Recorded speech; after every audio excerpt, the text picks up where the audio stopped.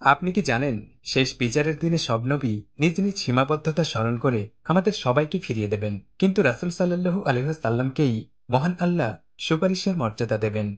একমাত্র তিনি আমাদের জন্য আল্লাহর কাছে সুপারিশ করতে পারবেন।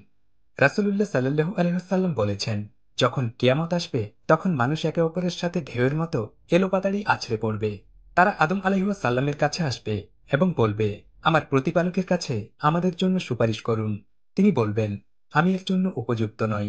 ইব্রাহিমের কাছে যাও, কারণ তিনি পরম করুণাময়ের ঘনিষ্ঠ বন্ধু। সুতরাং তারা ইব্রাহিমের কাছে যাবে, কিন্তু সে বলবে, আমি এর জন্য উপযুক্ত নই। মুসার কাছে যাও, কারণ তিনি সে ব্যক্তি যার সাথে আল্লাহ সরাসরি কথা বলেছেন। সুতরাং তারা মুসা আলাইহিস সালামের কাছে যাবে, কিন্তু সে বলবে, আমি এর জন্য উপযুক্ত নই। ঈসার কাছে যাও, কারণ তিনি আল্লাহ এবং তার প্রিয় কালাম দ্বারা সৃষ্ট আত্মা। সুতরাং তারা ঈসার কাছে যাবে, কিন্তু সে বলবে, আমি এর জন্য উপযুক্ত নই। মোহাম্মদ সাল্লাল্লাহু আলাইহি ওয়াসাল্লামের কাছে যাও। সুতরাং তারা আমার কাছে আসবে এবং আমি বলবো, আমি এর জন্য উপযুক্ত। তারপর আমি আমার প্রতিপালকের কাছে অনুমতি চাইব এবং তিনি আমাকে অনুমতি দেবেন এবং তিনি আমাকে প্রশংসার বাণী শোনাবেন। আমি তার প্রশংসা করব, এমন কথা দিয়ে করব যা আমি এখন জানি না। তাই আমি প্রশংসার সেই কথাগুলো দিয়ে তার প্রশংসা করব এবং তার সামনে সিজদা করব।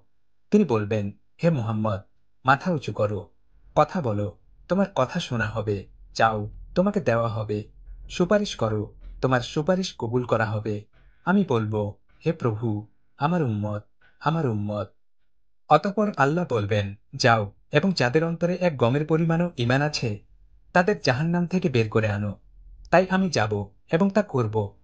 তারপর আমি ফিরে আসব এবং প্রশংসার সেই কথাগুলো দিয়ে তার প্রশংসা করব এবং তার সামনে সিজদা করব। তিনি বলবেন, হে মোহাম্মদ, মাথা উঁচু করো, কথা বলো, তোমার কথা শোনা হবে। চাও, তোমাকে দেওয়া হবে। সুপারিশ করো, তোমার সুপারিশ কবুল করা হবে। আমি বলবো, হে প্রভু, আমার উম্মত, আমার উম্মত। এরপর আল্লাহ বলবেন, যাও এবং যাদের অন্তরে একটি ছোট পিঁপড়ার পরিমাণও ঈমান আছে তাদের জাহান্নাম থেকে বের করে আনো।